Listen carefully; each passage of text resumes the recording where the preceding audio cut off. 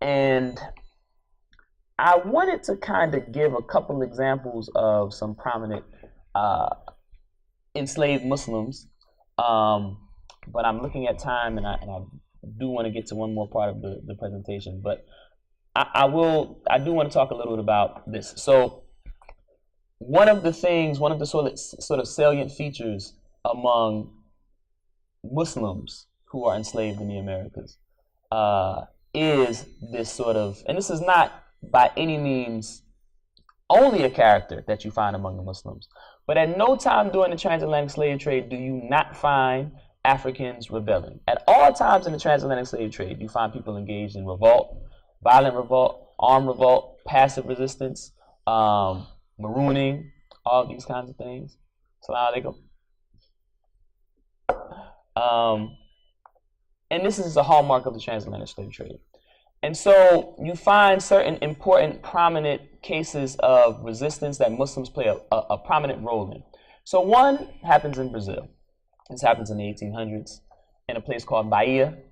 It's known as the Malay slave revolt. It's the largest largest attempted slave revolt in the West during the time. And some of the folks who facilitate the revolt are actually inspired by the movement of Sheikh Uthman Dan Fodio, who we mentioned earlier, right? So this is one of several examples that we can note of folks who are actually inspired by and influenced by. Assalamu alaikum.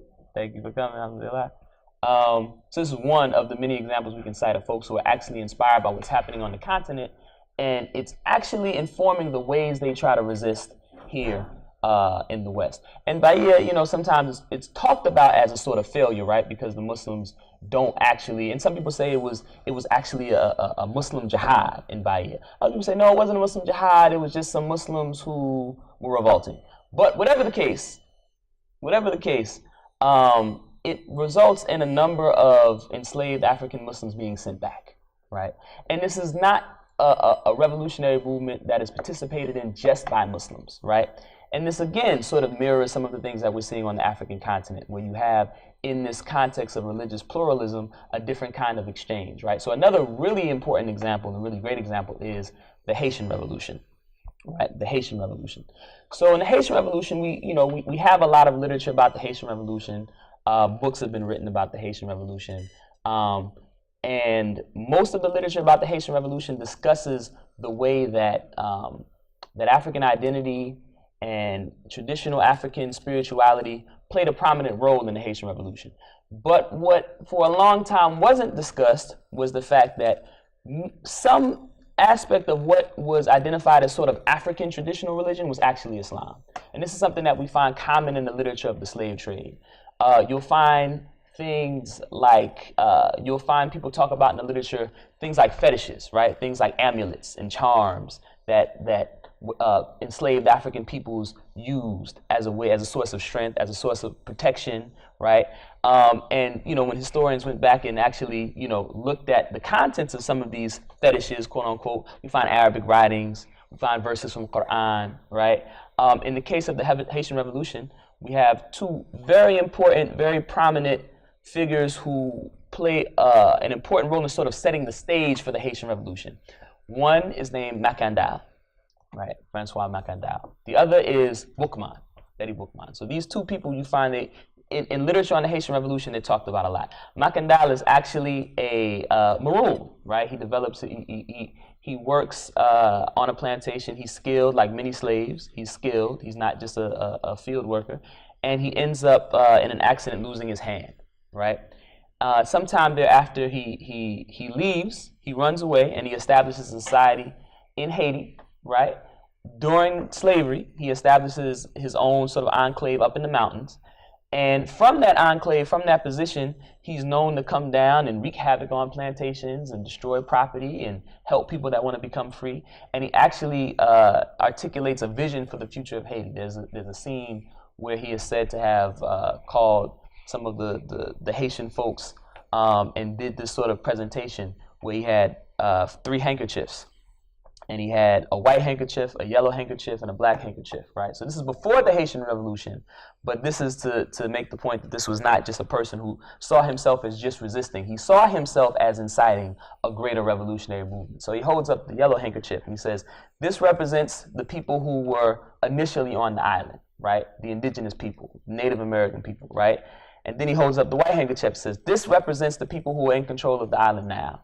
And then he holds up the black handkerchief and says, this are the people who are going to take over and be in charge from until the end of time, right? So he is one of the people who sort of incites this revolutionary movement.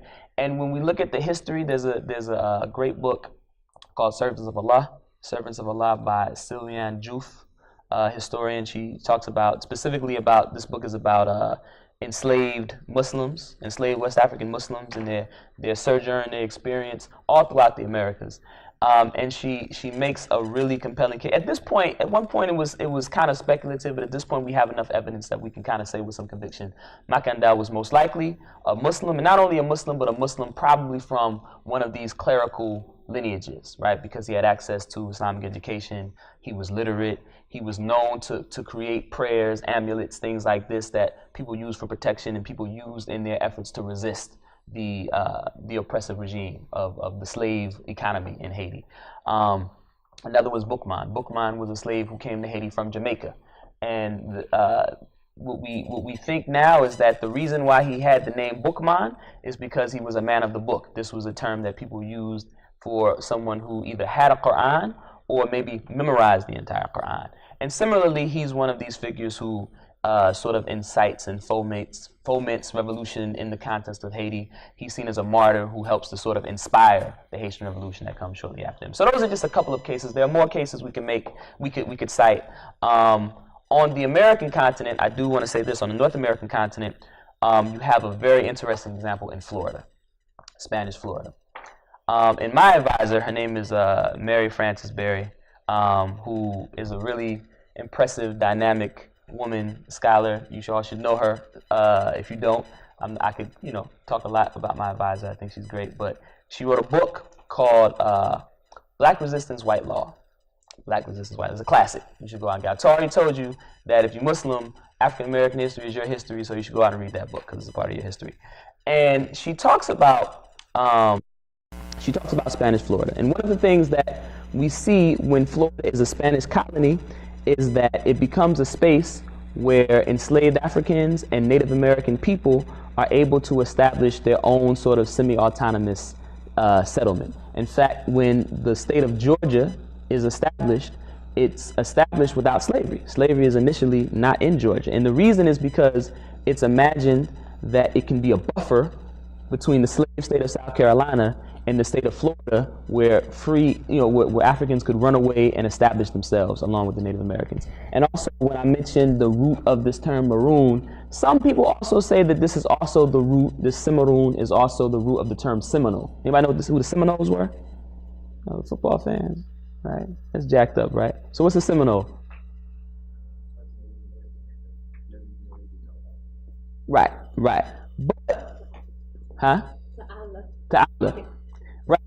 But there is, so these people that are known as Seminoles, Native Americans, like I said, this term, some people think it actually even comes from a term which means runaway, right? So it really is a sort of confederation of different Native American and African peoples who decide that they don't have anything to do with this, slave economy, white supremacist structure that permeates America at this time on the eve of American independence. And they go and establish, and even after American independence, actually, and they establish themselves in Florida, right? And so the Native Americans who are seen as leaders of this confederation of Seminoles, right, as they negotiate with the representatives of the U.S. government, they are unwilling to give up all of these West African folks who have run away and joined their ranks, right? So it's this beautiful story of solidarity between these peoples, and we know from